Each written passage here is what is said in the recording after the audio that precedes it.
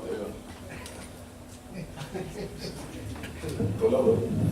Bueno, muchísimas gracias principalmente a quienes han tenido la gentileza de invitarme el día de hoy a esta disertación en la Decana de América. La Decana de América, cada vez que me convocan, siempre tendrá un sí como respuesta.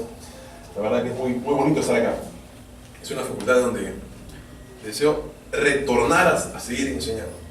Si bien no fui docente formal, fui asistente de cátedra del doctor Fernando Delgado Rizuri. Como a veces no venía, siempre yo estaba. Casi siempre no venía, yo estaba ahí solo. Entonces, tengo ese vínculo académico con esta universidad. Y la verdad me hace muy feliz. De verdad que me hace muy feliz estar acá. Les agradezco a ustedes, a mi gran amigo Jorge Bautista, director del Terno. El Terno no hace litigante. A Hidra también, por supuesto, por la invitación, y a la Facultad de Derecho de esta Casa de Estudios. El día de hoy vamos a discutir algunas problemáticas, no todas, algunas problemáticas importantes respecto a la colaboración eficaz. Se ha intitulado como perversión o garantía porque creo que de un tiempo a esta parte la colaboración eficaz es efectivamente un instrumento pervertido judicialmente. No solo judicialmente, es una perversión académica, producto de una perversión auspiciada por el legislador. En principio hay que diferenciar la institución de la colaboración eficaz, y es que la colaboración eficaz se encuentra dentro de nuestro sistema sustancial o dentro de nuestro sistema adjetivo, ¿no es verdad? Hay quienes dicen que la colaboración eficaz es una institución de carácter penal premial. Yo sostengo todo lo contrario, porque la colaboración eficaz no es una institución del derecho penal, es una institución del derecho procesal penal. De manera que la colaboración eficaz, partimos por eso, es una institución de carácter procesal penal premial. Bien, partamos por eso. La colaboración eficaz trae, por supuesto, un concepto que recurrentemente seguramente lo han escuchado, pero que es importante definirlo para conocer su concepto en su magnitud normativa. Bien, la colaboración eficaz supone identificar dos conceptos: colaboración más eficaz. ¿Qué es la colaboración? Parte de un colaborador que brinda una colaboración, ¿no es verdad? Un colaborador que brinda un aporte informativo al Ministerio Público, brinda una declaración al Ministerio Público. No es una declaración de amor, como dirían Chino y Nacho, es una declaración basada en fuente fiable, prima facie, fuente fiable, fuente corroborable, fuente objetiva, fuente real y en tiempo actual de la información. Son esas características, y entramos al segundo plano de la eficacia de la información. El colaborador, por tanto, es una persona que integra necesariamente no una organización criminal, pero es partícipe en cualquier grado de autoría o participación, pero lo es de un evento delictivo, ¿de acuerdo? Participa en un evento delictivo, pero se arrepiente de ser un delincuente. Se arrepiente de esa situación y busca un propósito de beneficio premial, ¿no es verdad? La colaboración eficaz, o el colaborador más propiamente, se diferencia del testigo. Disculpe, no puedo estar un minuto más con esa. La colaboración eficaz se diferencia con el testigo con código de reserva porque mientras que el colaborador sí participa del evento criminal, el testigo con código de reserva no participa del evento criminal, pero conoce quienes participaron del evento criminal. Básicamente esa es una diferencia de carácter de participación. Uno participa, el otro no participa. Bien, coincidencias entonces. Existen discrepancias, no coincidencias, por supuesto. También. Ambos, más que todo es una coincidencia, lo primero, mejor dicho, es una discrepancia, es una no coincidencia, una discrepancia, una disimilitud. La colaboración eficaz junto a los testigos con código de reserva tiene medidas de especial protección, ¿no es verdad? Son beneficiarios de una medida de especial protección. Por supuesto, las características de la protección es distinta, mientras que el colaborador eficaz tiene beneficios de resguardo propio, impropio también, bien, es decir, que al colaborador no solamente se le resguarda su identidad suya, sino también la identidad impropia, la identidad de terceros. Al testigo con código de reserva no. Al testigo con código de reserva solamente se le resguarda la identidad de este. No es extensiva de la misma forma como al colaborador a sus familiares directos, pues. Bien. Sin embargo, hay coincidencias también en estas medidas de especial protección. Por ejemplo, puede el Estado volverse delincuente y falsificar su documento nacional de identidad. Eso ocurre con los colaboradores eficaces y también con los testigos con código de reserva. Se les cambia la identidad, se les cambia la numeración de su documento nacional de identidad, se les cambia el lugar de domicilio, o como ocurre en Europa, a veces se les cambia de rostro para no ser identificados. No sé si ustedes han visto permanentemente yo recurro para de alguna forma graficar a un testigo con código de reserva y reconducirlo a una película que a mi juicio constituye una de las máximas expresiones de qué es una organización criminal y de qué forma operan los brazos de la organización en el marco de un delito de trata de personas. Estoy hablando pues de la película Trata de Personas, tráfico humano. Bien, hay no recuerdo el nombre, además es en inglés y no sé inglés, el nombre de una de las testigos policías, una de las agentes de inteligencia de la Policía Federal.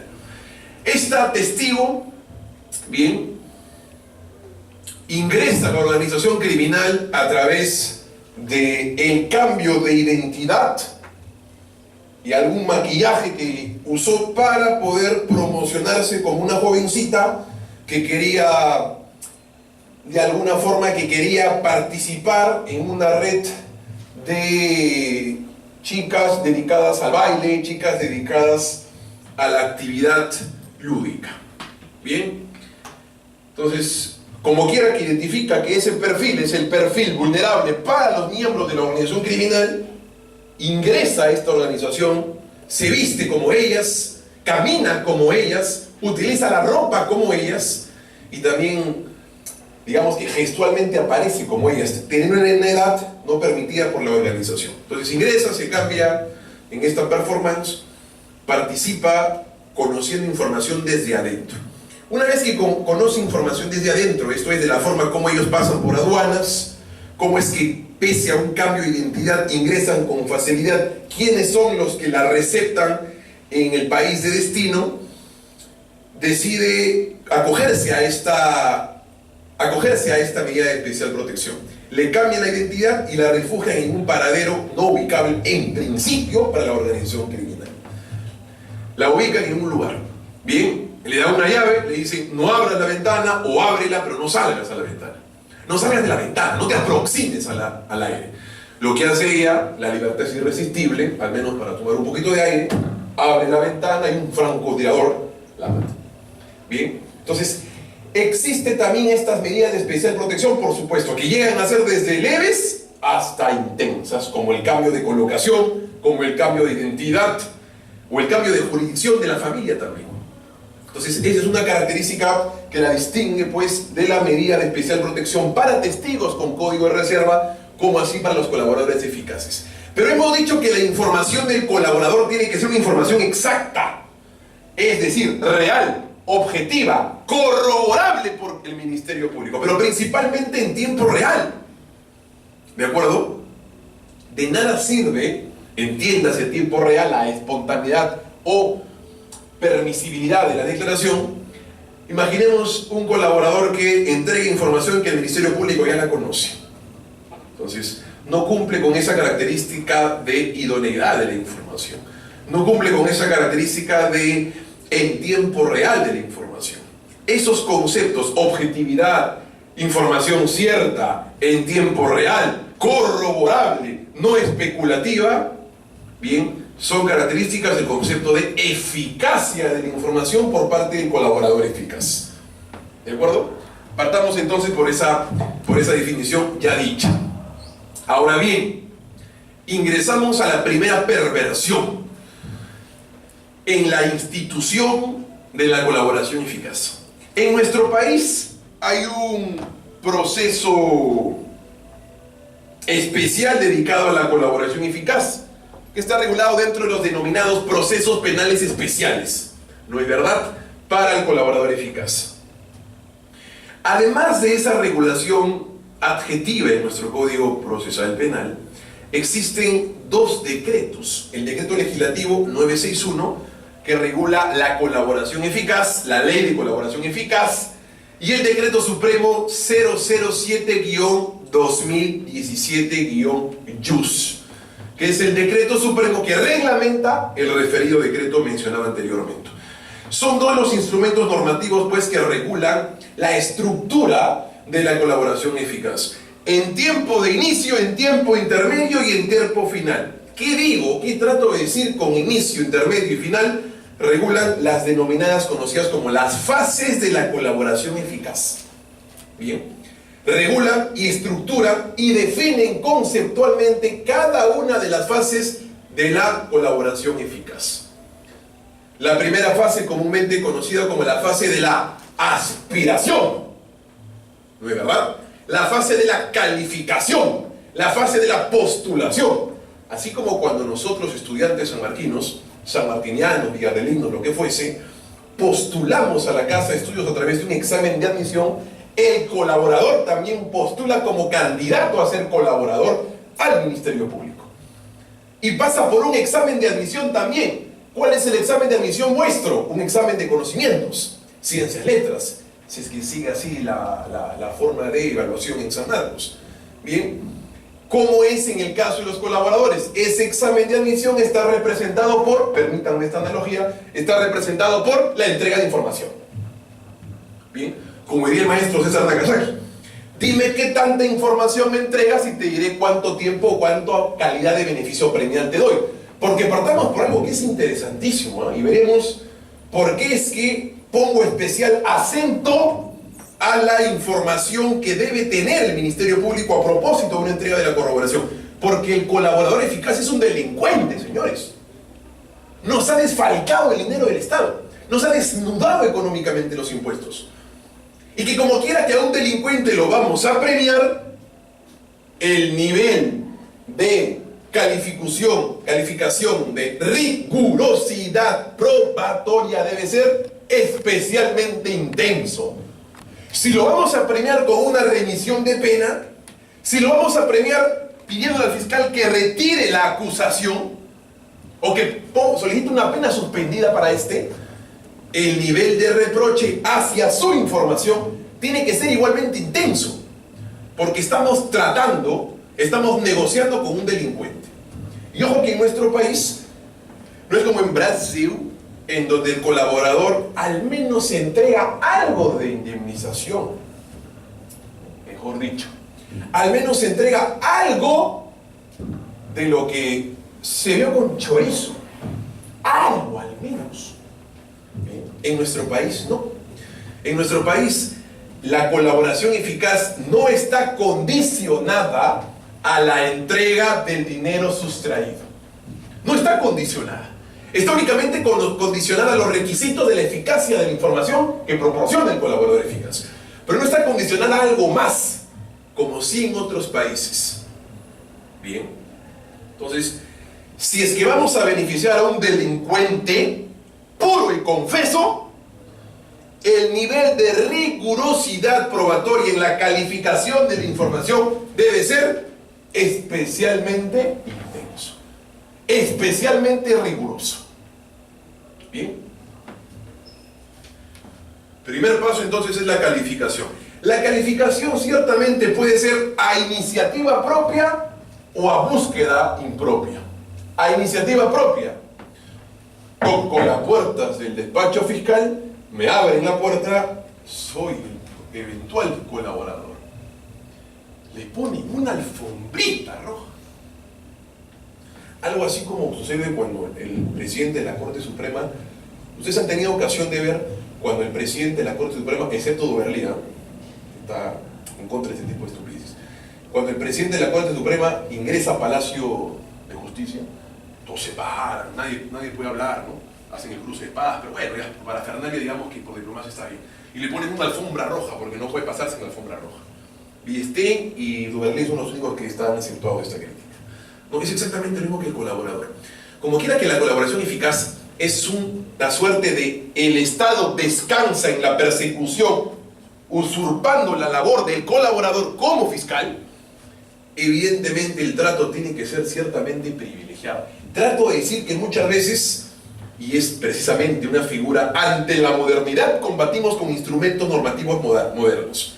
Bien, ante la modernidad criminológica, ante la modernidad de las organizaciones criminales, el Estado y el legislador tienen que proveer de instrumentos igualmente modernos para combatir ese tipo especial de criminalidad. Por eso es que con acierto es que se ha creado la figura de la colaboración, para que entregue información ahí donde Fiscalía jamás puede llegar, ahí donde Fiscalía jamás podría descubrir. Bien, pero lo que acontece, y es una perversión también, es que el Ministerio Público descansa en el colaborador, bien, y deja que éste actúe cuando es Fiscalía quien debe desarrollar los actos de indagación, como veremos en el segundo paso. A iniciativa propia, el colaborador se entrega en cuerpo y voz al Ministerio Público. Impropia, el Ministerio Público puede buscar también a su propio colaborador. Bien, puede buscar a su colaborador. Hay una pregunta clásica que se hace antes de iniciar la declaración indagatoria, ¿no es verdad? De colaboración, ¿no? Que si es que colabora puede obtener beneficios premiales por parte de Fiscalía. Bueno, esa es una invitación a colaboración expresa en una declaración indagatoria. La otra forma implícita de la colaboración, y que parte por supuesto de un análisis digamos que psicológico, es que el Ministerio Público tiene una suerte, me lo contó un fiscal cuyo nombre evidentemente no voy a revelar, pero en la academia surge este tipo de información. Hay una tasa, una suerte de nómina de criterios para calificar a un investigado como eventual colaborador. Y es un investigado que tiene una especial particularidad. ¿Cuál es? La vulnerabilidad de este. Mientras más vulnerable es él, más posible que pueda acogerse o que pueda aceptar un pedido de colaboración. ¿Qué hace un investigado vulnerable? Más arraigo, más hijos, esposa, familia constituida, cantidad de empresas. Bien. Mientras más arraigo hay, mayor, por supuesto, hay casos siempre excepcionales, pero mientras más arraigo hay, más vulnerable y de perfil de colaborador eventual tiene ese investigado. Bien, pasamos a la segunda fase. En esta primera fase, por supuesto, hay una declaración formalmente iniciada por el Ministerio Público hacia su colaborador. Evidentemente hay una conversación informal en donde de forma preliminar el colaborador va a dar ciertas unidades temáticas de información. Y si es que esa información informalmente entregada al Ministerio Público logra a primera vista convencerlo, pasa a entregar la información a través de una declaración formalmente. Bien, segunda fase, que es a mi juicio la fase más importante de la colaboración eficaz. Nos estamos refiriendo a la fase de corroboración. Bien, a la fase de acreditación. Es la fase en la estructura de la colaboración eficaz la más importante. La tercera es la fase de preacuerdos de beneficios premiales, pre-fiscalía versus colaborador y su defensa. Por excepción participa el actor civil. La cuarta fase es la fase de acuerdo de beneficio premial y ante un juez en audiencia privada. Bien, y el quinto es la revocación de la colaboración eficaz, pero vayámonos al segundo paso. ¿Les parece? El paso o la fase de la corroboración, acreditación.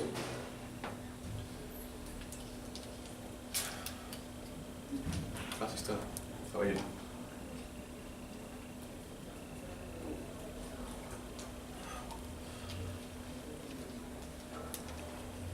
A la fase de la corroboración o acreditación. ¿Qué supone la corroboración? ¿Qué supone la acreditación?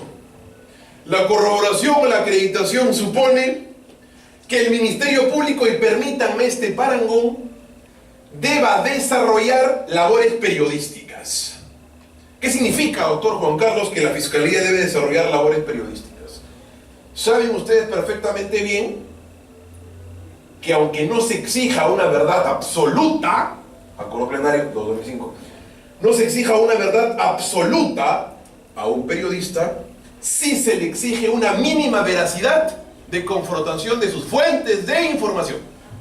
Se le exige, en definitiva, realizar un análisis de diligencia debida y suficiente para confrontar esas fuentes primarias de información. Es exactamente lo que hace el fiscal, con cierto agregado que me permito desarrollar. Lo que hace el fiscal es desvincularse de las fuentes primarias. ¿Cuál es la fuente primaria? La información que brinda el colaborador. Se desvincula. ¿Dónde? En su declaración. Se desvincula de la fuente primaria. ¿Y qué es lo que hace el fiscal? ¿A ciegas cree y pide prisión preventiva o hace algo más el fiscal? ¿Qué dice el artículo 100? ¿Qué dice el artículo? Código Guerrero. Así como Pablo. Contigo aprendí. Acá está. Ahí está. Artículo 158, valoración. Numeral 2. En los supuestos de testigos de referencia, testigos con código de reserva, declaración de arrepentidos o colaboradores y situaciones análogas, aquí entra testigos con código de reserva. Solo con otras pruebas que corroboren sus testimonios se podrá imponer al imputado una medida coercitiva o dictar en su contra sentencia condenatoria. ¿Bien? 158, doctora, numeral 2, brasileiro. Lo vuelvo a leer a gusto suyo. 158, se intitula, porque no se titula, se intitula valoración, numeral 2. En los supuestos de testigos de referencia, declaración de arrepentidos o colaboradores y situaciones análogas, solo con otras pruebas que corroboren sus testimonios se podrá imponer al imputado una medida coercitiva o dictar en su contra sentencia condenatoria. Es decir, el artículo 158, numeral 2, incorpora el concepto de abundancia evidencial, abundancia probatoria, más de una evidencia. Bien, y ojo, en perspectiva a corto plazo, para pedir una medida de coerción o para, a corto plazo, dictar sentencia condenatoria. Bien, de alguna forma, pues, la fase de corroboración está implícitamente inserta en el 158, numeral 2. Bien, no lo dice de esa forma, por supuesto, pero implícitamente la reconoce. ¿Qué es entonces lo que hace el Ministerio Público? Se desvincula, no le cree, o al menos no debería creerle al colaborador. ¿Por qué? Porque quiere un beneficio premial, quizás mienta por la entrega de información. Además, es el dueño, el fiscal. No puede descansar a costa de otro. Con el pretexto de una declaración, a veces suspendemos provisionalmente nuestras labores de investigación hasta que la Sala Penal de Apelaciones nos diga: oye, te equivocaste, faltó una corroboración. Bien, entonces, el Ministerio Público se desvincula de sus fuentes primarias y adopta criterios de diligencia secundaria. Tiene un plan de contingencia, se aleja de la fuente primaria, entiéndase como tal por el auditorio, entrega de información dada por el colaborador y realiza sus propios actos de indagación de carácter secundario. Realiza sus propios actos de indagación o de corroboración o de cotejo respecto de su fuente primaria. No le cree, se desvincula de esa fuente y adopta a lo que hemos denominado como el periodista como un deber suficiente. Bien, un deber exhaustivo y suficiente de diligencia máxima de corroboración. ¿Y por qué máxima de corroboración? No vas a privar a un ser humano 36 meses con una diligencia mínima, pues. Diligencia máxima, rigurosa de corroboración probatoria. Bien, eso es lo que en principio debe ser o debe hacerse al momento de desvincularse de las fuentes primarias de información. Por ejemplo, si es que el colaborador me dice: se reunió empresa A con tal alcalde municipal en la avenida 28 de julio 143, Ayacucho, mi tierra querida. ¿Cuál es la fuente secundaria de corroboración que debe hacer el Ministerio Público? Realizar una inspección física si es que el inmueble existe o no existe. ¿No es verdad? Al menos eso. Si es que dice, viajó en tal fecha, se reunió con un testaferro en Brasil y ahí se dio el primer pacto colusor. ¿Qué es lo que tengo que pedir? Un registro migratorio para esas fechas. Realizar actos de cotejo secundario desvinculándome de mis fuentes primarias. ¿Con qué propósito, estimado público presente? Con el propósito de, cuando vayamos y pidamos prisión preventiva ante un juez, o pidamos sentencia condenatoria para un delincuente, nuestra afirmación no se quede así, sea afirmación más evidencia, y en ese sentido otorgarle fiabilidad probatoria a nuestra afirmación. Bien, fiabilidad probatoria a nuestra afirmación. Es como cuando citamos a un testigo que está inafecto de antecedentes. El mensaje al juez, luego de la primera pregunta de acreditación en un examen directo, es: señor juez, ¿puedes utilizar la versión de este testigo? No tiene antecedentes, ha sido coherente en el tiempo. No le refresqué ni siquiera memoria, no utilicé mi declaración previa para refrescarle memoria. En el contraexamen no pudieron impugnar credibilidad porque tiene una línea sostenida de afirmación. Y además es un buen padre, y además nunca ha tenido antecedentes. ¿Es fiable o no ese testigo? En principio sí, es fiable el testigo. Es exactamente lo que pasa con la corroboración. Me desvinculo de las fuentes primarias, adopto criterios de cotejo secundario para otorgar a partir de esa corroboración fiabilidad probatoria a mi contenido, fiabilidad probatoria a mi colaborador. Bien. La perversión consiste en que no siempre existe ese cotejo exhaustivo, pormenorizado, que no permite otorgarle fiabilidad probatoria a una información. Bien. Tercera perversión. Pregunto al público aquí presente: ¿en qué momento se revela la identidad del colaborador eficaz? ¿En investigación preparatoria, en etapa intermedia o en juicio? ¿En qué momento?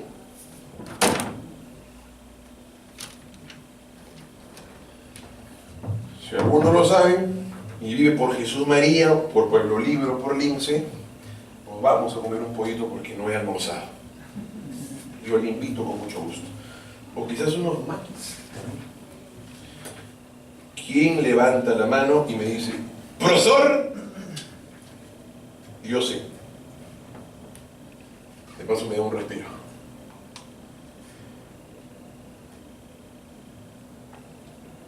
¿En qué momento el colaborador se le revela la identidad? ¿En la investigación preparatoria, en la etapa intermedia o en juicio oral? ¿Alguien sabe? Puede levantar la mano. Si es aliancista, mucho mejor, porque estamos viviendo de muchas derrotas. Ya para que tengan a ver leyes de titular, pues, ¿en qué estamos? 250 Código Procesal Penal. Variabilidad de las medidas se intitula. Numeral 1. El órgano judicial competente para el juicio se pronunciará motivadamente sobre la procedencia de mantener, modificar o suprimir todas o algunas de las medidas de protección adoptadas por el fiscal o el juez durante la etapa de investigación preparatoria o intermedia, así como el proceder otras nuevas. Si cualquiera de las partes, numeral tois, solicita motivadamente antes del inicio del juicio oral o para la actuación de una prueba anticipada referida al protegido, el conocimiento de su identidad cuya declaración o informe sea estimado pertinente, el órgano jurisdiccional, en el mismo auto que declare la pertinencia de la prueba propuesta y así resulta indispensable para el ejercicio del derecho a la defensa, podrá facilitar el nombre y los apellidos de los protegidos.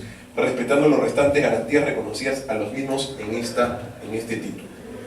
Pregunta: ¿quién es el único encargado de revelar la identidad de un colaborador eficaz? El juez de juicio. Bien. Puede alterar, modificar o suprimir la identidad o cualquier otra medida de especial protección con los testigos con código de reserva o con la colaboración eficaz. Preguntona: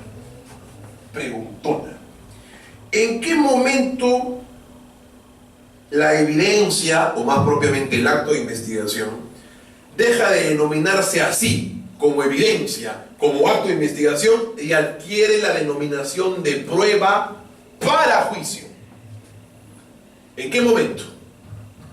Dentro de las numerosas audiencias del control sustancial de acusación que tiene la etapa intermedia, ¿en qué momento, en qué audiencia de esta se discute prueba para juicio? ¿Y qué prueba no va a juicio?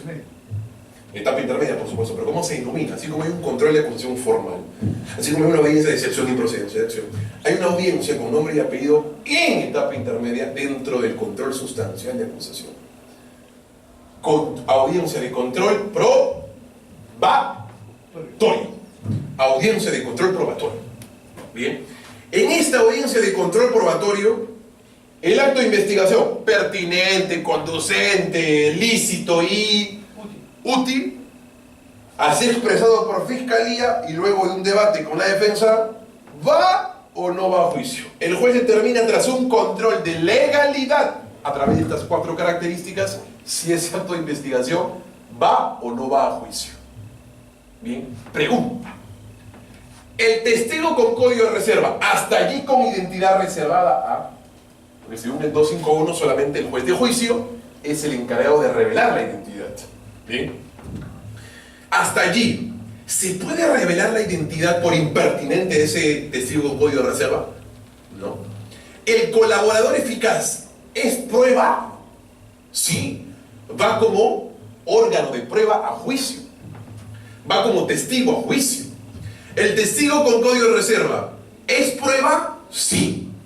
Va con su declaración indagatoria, declaración testimonial con código de reserva a juicio, y él va como órgano de prueba a juicio. Van como ser humano que aporta información a juicio, pues. Bien. Pero si es que el control probatorio sirve para impedir que cualquier prueba pase a juicio, y la colaboración eficaz y el testigo con código de reserva, que de todas maneras se va a tener que revelar si es que el juez lo acepta así, ¿por qué no pasa por el filtro del control probatorio? Si también es prueba para juicio. Tanto más porque con esa información brindada, sea por este o por este, ya se ha decretado 18, 36 meses o una adecuación de hasta 42 meses de prisión preventiva. Y representa esa información un 70% de la acusación para juicio. ¿Por qué están exceptuados? ¿O es que el código en el 350, 351, 352 dice: se exceptuarán del control probatorio los colaboradores eficaces y los testigos con código de reserva? Pareciera que sí. Una perversión más. Nuestro legislador es mesa de partes del colaborador eficaz hasta juicio. Y yo les pregunto, ¿y qué pasa si en la sentencia absolutoria o condenatoria se condena a un ser humano no utilizando la versión del colaborador eficaz? ¿Significa que no hubo corroboración o no? Sí, pues, si no utilizo, pese a que condeno, no utilizo información del colaborador, dicho de otra forma, estoy diciendo que el fiscal no pudo corroborar la información, y pese a eso fue juicio. O sea, fue con cualquier cosa juicio. Y si lo absuelven, tanto peor. Eso pasó en el caso de los narcoindultos. Lo vuelvo a decir, los narcoindultos. Porque no son narcos, pues. De casi 360 que investigó el Congreso, fueron a juicio 29. 2 sentencias, ¿no? 2 casitos. Un caso de los colombianos, que podríamos decir el único. Y un caso de 1000 soles, como si una organización criminal constituida por 14 personas se hubiese constituido para que cada uno gane 120 soles por esa conmutación. O sea, resulta absurdo, ¿no? Por eso que absuelven también por asociación. Y cuando defendimos junto a mi colega Benji Penosa, ese de ojitos verdes, a Facundo Chinguel, y con la sentencia condenatoria contra Facundo, vamos, absolviéndolo del 90% de la acusación y condenándolo por 10, absolviéndolo por 27 conmutaciones y condenándola por 2, díganme y les pregunto, de esos 24, 25 casos, de los 27 absueltos, ¿de quién creen que provenía la información? ¿De algún miembro integrante de la Comisión de Gracias Presidenciales? ¿Del muchacho de la esquina? ¿Del Puma Carranza? ¿O del colaborador eficaz? Alternativa E, todas son correctas. ¿Colaborador eficaz? La justicia de la Sala Penal Nacional absolvió a Chinguel en estos 27 casos porque no se logró corroborar la información. Se fue a juicio con un colaborador sin corroboración. Y con la versión del colaborador, y miren la perversión que les traigo, y con la colaboración del colaborador se mantuvo preso casi 26 meses a esta persona. No digo que es un sacrosanto, está condenado,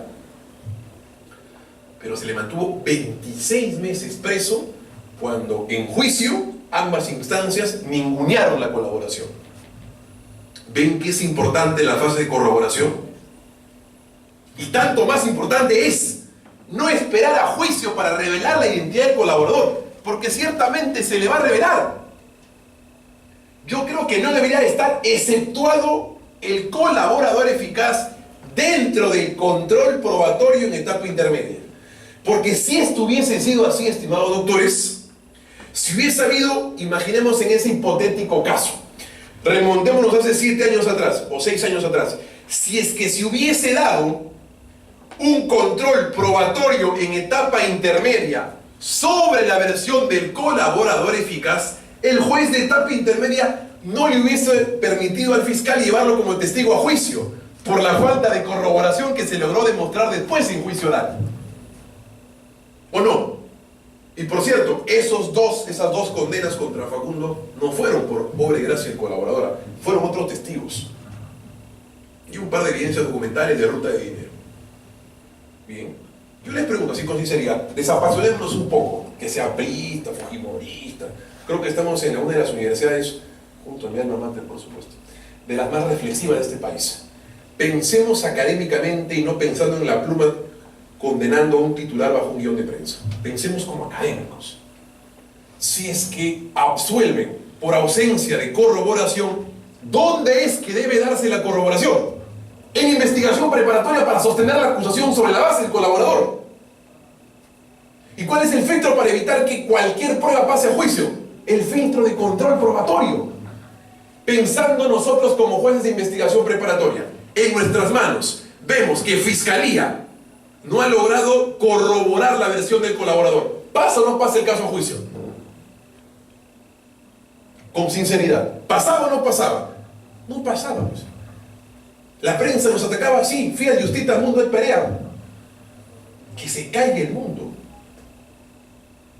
Que sea justicia, aunque el mundo se venga abajo. Bien. Perversión de la colaboración. Si es que no se revelara en ningún momento el colaborador eficaz, podríamos decir, bueno, pues ya, pero en juicio se va a revelar. Instalado el juicio, y si es que no hay prueba nueva que ofrecer, antes de iniciar el debate probatorio, se revela la identidad del colaborador eficaz. Si es que se revela allí, es posible que como prueba, porque no está exceptuada en nuestra norma, y los 2 decretos mencionados ab initio tampoco lo excluyen, debería de pasar por un control probatorio de legalidad. ¿Cuál es ese requisito de conducencia, utilidad y pertinencia y licitud en cuanto al colaborador? La corroboración. Eso es. La corroboración atrapa esas 4 características. Es pertinente porque he corroborado. Es útil porque he corroborado. Es conducente porque lo he corroborado. Es lícito porque no lo he obtenido violando derechos fundamentales. Yo creo que esa es una perversión. Van a juicio casos sin corroboración del colaborador con posteriores absoluciones. Pero con esa versión se mantuvo preso durante 36 meses a varios seres humanos. Doctor, ¿son delincuentes? Sí, pero terminan absueltos a veces, o terminan condenados sobre otros testigos, pero no con el colaborador. Los derechos humanos no tienen rostro. No tienen rostro los derechos humanos. Bien, entonces, yo creo que hay que hacer una reflexión sobre esperar al juicio oral para revelar la identidad o anticipar en la etapa que corresponde controlarse, pues, que es el control probatorio en etapa intermedia, que es un control con identidad propia, para evitar que cualquier prueba pase a juicio. Bien, es una perversión. Cuarta perversión. Cuarta perversión del colaborador eficaz. Si es que el colaborador eficaz está exceptuado del control probatorio en etapa intermedia y va a juicio y recién en juicio descubrimos su identidad, se le revela la identidad y nos enteramos allí en juicio por información periodística, si se quiere, que ese colaborador tiene 2 sentencias en su haber y que estas 2 sentencias lo son falsedad documental y estafa. Imaginemos ese supuesto hipotético, que el colaborador fue sentenciado por falsedad documental y por estafa. Bien, los 2 delitos de mentira del Código Penal, los delitos pinochescos del Código Penal. Miento al ser humano a través de la palabra, estafa. Miento al Estado a través de un documento, falsedad. Son los 2 delitos de mentira, estimado doctor. ¿O hay otro más? Falsedad genérica, bueno, pero se adopta en el concepto de falsedad. Son los 2 delitos de mentira del Código Penal. ¿Y qué hemos dicho respecto al colaborador eficaz? Que hay que dotarlo de ¿qué? De fiabilidad. Y una característica de la fiabilidad es que esté exento. O al menos que lo diga. Bien. Ubiquémonos en un escenario de juicio, en donde sabemos todos el primer mandamiento de todo examen directo es la acreditación del testigo, ¿correcto? Coincidimos en esa afirmación. ¿Sí? La primera línea de interrogatorio que debe hacerse en un examen directo es la acreditación a su testigo. ¿Bien?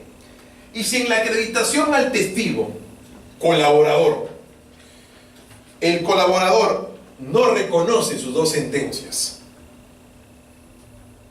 ¿quién es el encargado de levantar esa situación a favor? ¿El fiscal o la defensa en el contraexamen?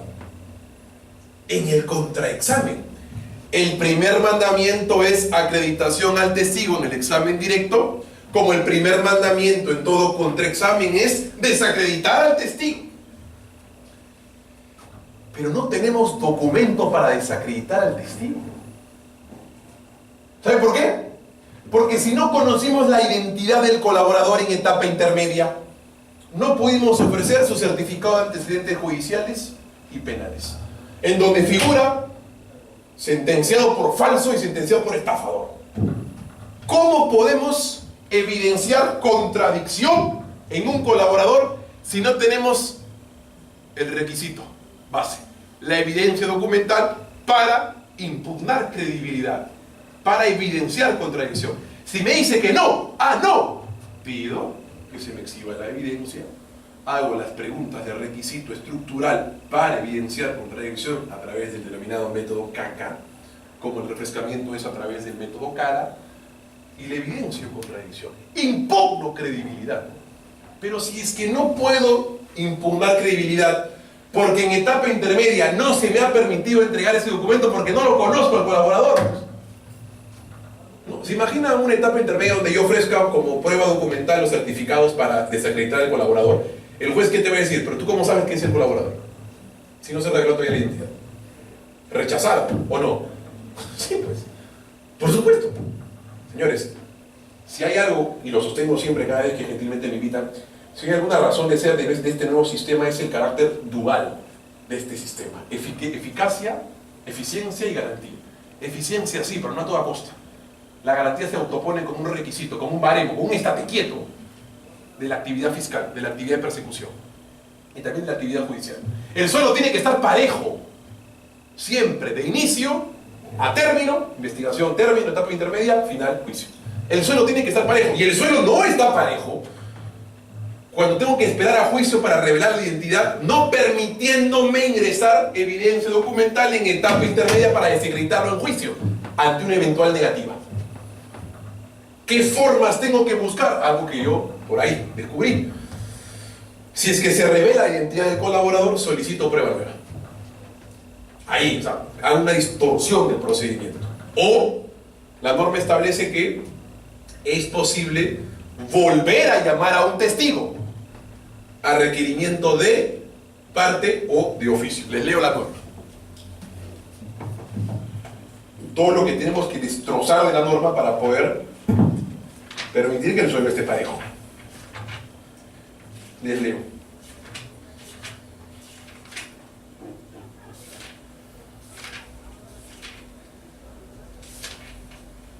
Acá está. Bien. A ver. Numeral 10 del artículo 378. Examen de testigos y peritos. Numeral 10.